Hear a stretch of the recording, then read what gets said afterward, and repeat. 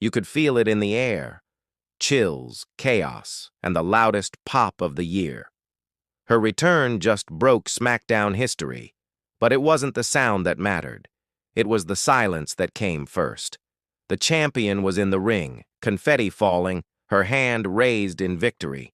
The show was supposed to end. The screen was meant to fade to black on a triumphant, familiar image. But then, the lights cut. A single piercing sound, like a distorted guitar string, echoed through the arena. And then, nothing. Just 20,000 people holding their breath. The champion's smile faltered. She looked around, confused.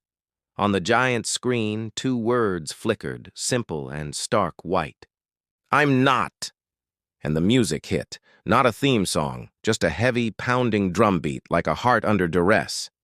She walked out onto the ramp, Arissa Seagal, the daughter of the legend, the ghost of the women's division, the one who had vanished 2 years ago without a trace. She wasn't wearing wrestling gear. She was wearing street clothes, black jeans, a black jacket, her hair pulled back. She looked pale. She looked tired. But she was there. The crowd didn't cheer, not at first.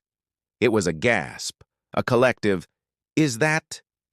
And then the noise came. It wasn't a cheer of joy. It was a roar of disbelief, of shock, of a mystery finally solved. She walked slowly, not playing to the crowd. Her eyes locked on the champion. She climbed into the ring, the confetti crunching under her boots, and the champion just stared, her title belt suddenly looking like a toy. Arissa didn't ask for a microphone. One was just handed to her, as if by instinct. The microphone was heavy in her hand. You could see her knuckles were white. The champion, her face a mask of confusion and anger, started to shout, "What is this? Get her out of here!" But the mic wasn't for the champion. It's not even for the fans. Arissa lifts it slowly to her lips.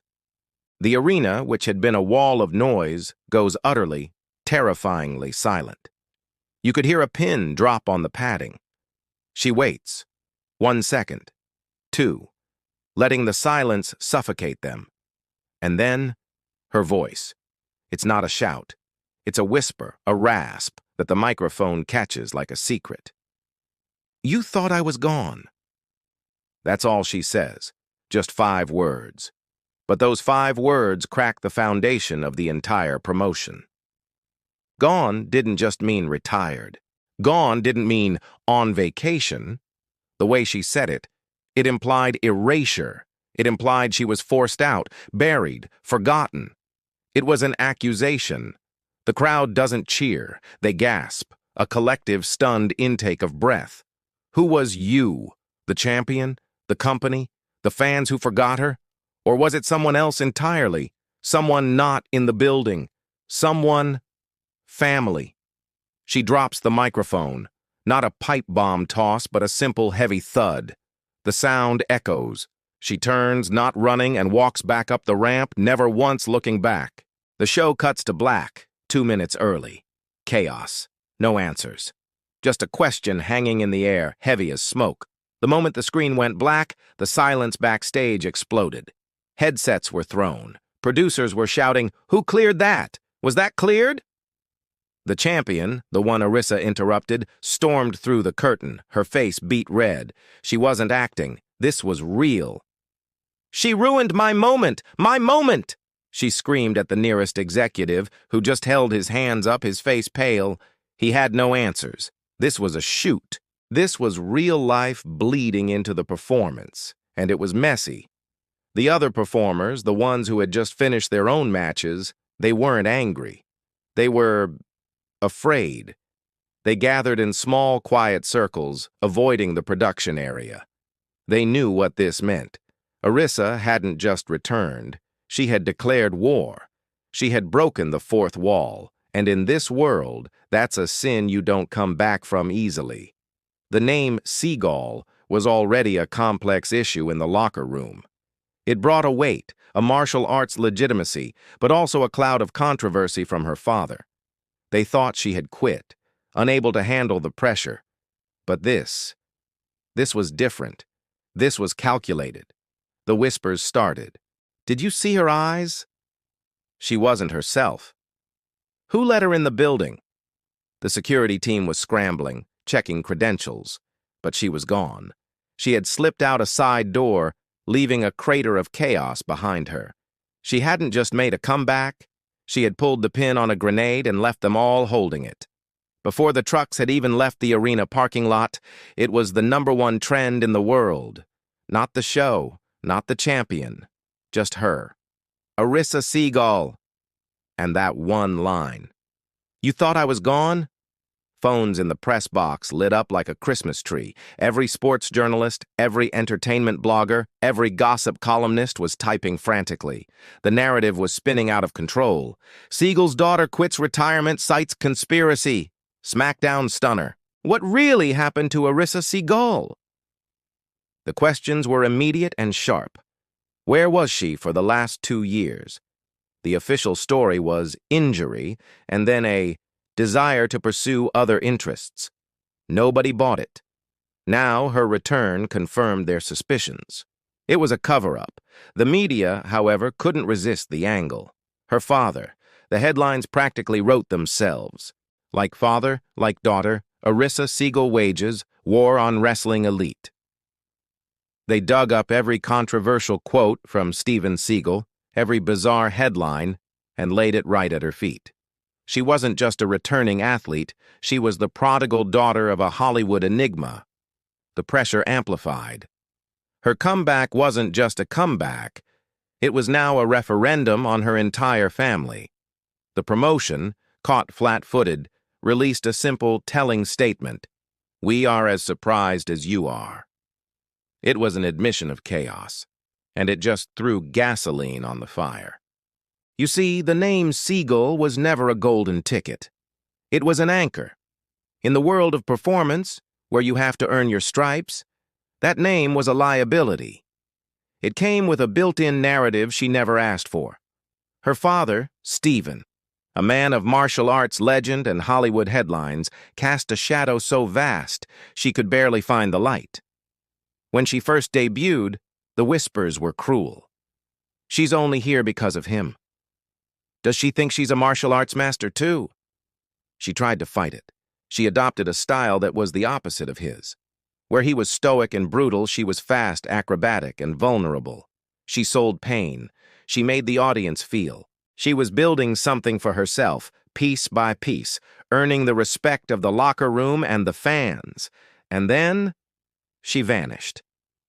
Just as she was about to touch the sun, she was gone. Now her return, armed with that one cryptic line, brought it all flooding back. The media immediately connected the dots. Was he the you? Did her father, a man known for his controlling nature, pull her out? Did she return in defiance of him? The burden was immense.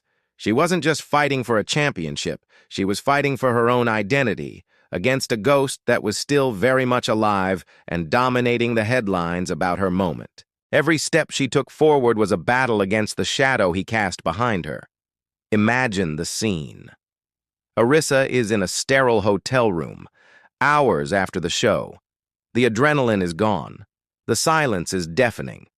The echoes of 20,000 people screaming her name have faded, replaced by the dull hum of an ice machine down the hall. Her phone is on the nightstand. It's vibrating so hard it's spinning in circles. Texts from friends she hasn't heard from in years. Missed calls from producers, agents, and journalists.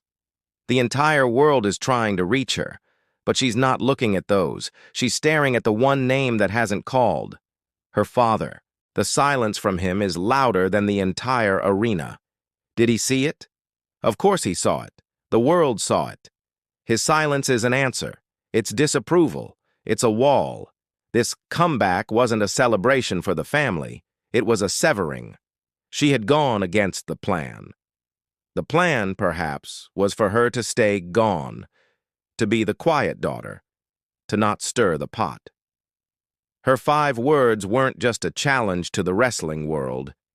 They were a message sent directly to her bloodline, and the lack of response was the reply. You're on your own. In that lonely hotel room, the weight of her decision settles in. She had the pop of the year. She was the biggest story in sports, and she had never, ever felt more alone. The comeback was a public triumph, but a deeply private tragedy. The next week, when she arrived at the arena, the atmosphere was thick. If she expected a hero's welcome, she was bitterly mistaken.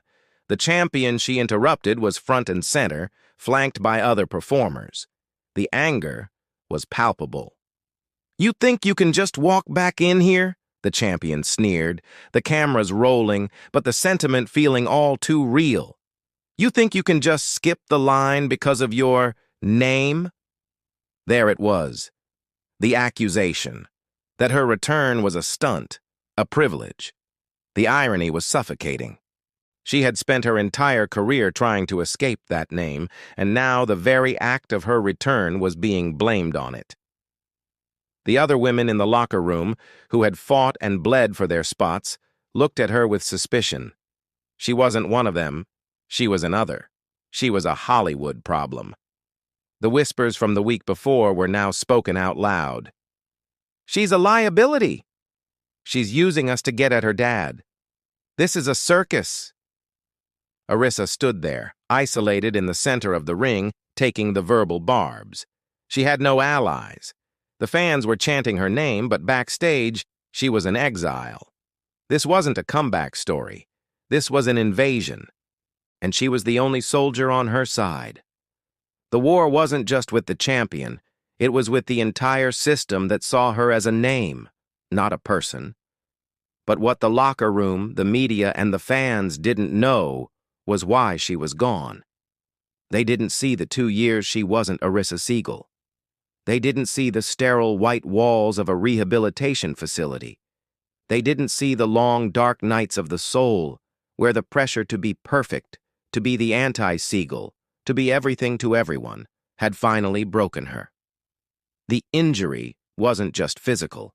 It was mental. It was emotional. She hadn't just left. She had shattered. The company had quietly and perhaps mercifully hidden her away. Personal reasons. Time off. They had buried her to protect her, or perhaps to protect themselves from the liability.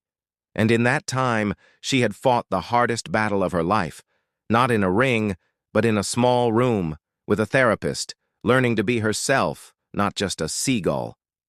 Her return, that line, "You thought I was gone?" It was a scream of survival. It was aimed at the system that tried to erase her when she was at her lowest. It was the ultimate "I'm still here." But that victory came at a cost. The old wounds were raw. The pressure was now 1,000 times worse. She had come back from the brink, only to throw herself willingly into the inferno. She wasn't just fighting for a title. She was fighting to prove she had the right to exist. It's the main event. The contract signing for the championship match she didn't deserve. The champion is there, smug, holding the title. The executives are there, looking nervous, and Arissa walks out, not to music, but to a dull heartbeat-like drum. She sits at the table. The champion goes on a tirade, listing her dues paid, her sacrifices, and calls Arissa a product of nepotism. "You were given this, just like you were given everything." The crowd boos. The champion shoves the contract in Arissa's face. "Sign it, you coward. Sign it so I can send you back into hiding." Arissa looks down at the paper. She doesn't move. She picks up the microphone instead. "You're right," she says, her voice quiet. The arena hushes. "You're right. I was given a name, and for 2 years I was gone trying to kill it, trying to kill me, because the weight of that name and the weight of this, it was too much." She looks at the champion, her eyes filled with a terrifying clarity. "You think I came back for this?" she says, tapping the championship belt. "You think I went through hell to come back for a piece of gold?" She stands up, her chair scraping loudly. "I didn't come back for the title. I came back for the system that throws people away when they're broken. I came back for me." And here is the secret. The twist that no one saw coming. The camera is tight on her face. The champion is confused. The fans are silent. That night, Arissa continues, her voice breaking but strong, that night I returned. I got one phone call, not from the press, not from the executives, from my father. She pauses. He didn't congratulate me. He told me, "You're making a mistake. Stay gone. It's safer." The arena gasps. The champion's smug look melts. He wasn't protecting me. He was protecting his legacy. He didn't want the world to see his daughter as broken. He didn't want the media to dig. He wanted me to be the quiet, forgotten daughter. Arissa looks directly into the camera, not as a performer, but as a person. So when I stood in this ring, and I said, "You thought I was gone?" That wasn't for the fans. It wasn't for the champion. It wasn't even for the company. She takes a deep breath. It was for him. A single tear rolls down her cheek. You thought you could erase me? You thought I was your shame to hide? She signs the contract. I'm not gone. I'm right here, and I am done being afraid of a name. The show ends on her face, a complex mask of pain and liberation. The fight wasn't for the belt.